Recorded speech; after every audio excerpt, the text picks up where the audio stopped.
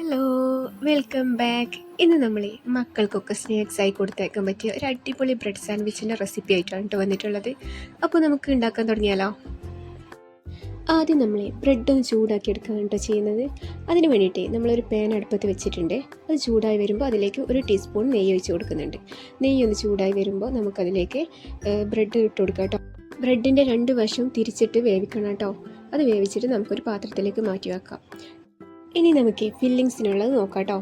അപ്പോൾ ഞാനിവിടെ ഒരു പാൻ ചൂടാക്കിയിട്ടുണ്ട്. പാൻ ചൂടായി വരുമ്പോൾ അതിലേക്ക് വെളിച്ചെണ്ണ ഒഴിച്ചിട്ടുണ്ട്. വെളിച്ചെണ്ണയും കൂടി ചൂടായി വരുന്ന ടൈമിൽ നമ്മൾ നേരത്തെ മസാല തേച്ച് വെച്ചിട്ടുള്ള ബോൺലെസ് ചിക്കൻ പീസ് ഇട്ട് കൊടുത്തിട്ടുണ്ട് കേട്ടോ.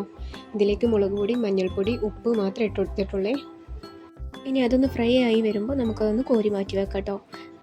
ഇനി നമുക്ക് ഇതിലേക്ക് വേണ്ടിയിട്ടുള്ള വെജിറ്റബിൾസ് ഒക്കെ നോക്കാം കേട്ടോ.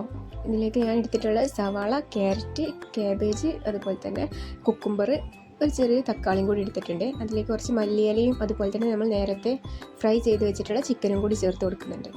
ഇനി അതിലേക്ക് കുറച്ച് മയോണൈസ് ചേർത്ത് കൊടുക്കണം കേട്ടോ. മയോണൈസ് ചേർത്ത് കൊടുത്തിട്ട് ഇത് നന്നായി മിക്സ് ചെയ്യണം. ഇനി നമ്മൾ നേരത്തെ തയ്യാറാക്കി വെച്ചിട്ടുള്ള ബ്രെഡിൻ്റെ ഉള്ളിലേക്ക് ഈ ഫില്ലിങ്സ് ആക്കി കൊടുക്കണം കേട്ടോ. അതിനായിട്ട് ബ്രെഡ് എടുത്തിട്ടുണ്ട്. അതിലേക്ക് ടൊമാറ്റോ കെച്ചപ്പ് സ്പ്രെഡ് ചെയ്ത് കൊടുക്കുന്നുണ്ട്.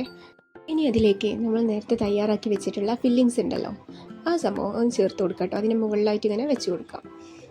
ഇനി അതിൻ്റെ മുകളിലേക്ക് വേറൊരു ബ്രെഡ് എടുത്തിട്ട് അതിൻ്റെ ടൊമാറ്റോ കെച്ചപ്പ് കൂടി സ്പ്രെഡ് ചെയ്ത് കൊടുത്തിട്ട് അതിൻ്റെ മുകളിൽ വെച്ച് കൊടുക്കാം കേട്ടോ.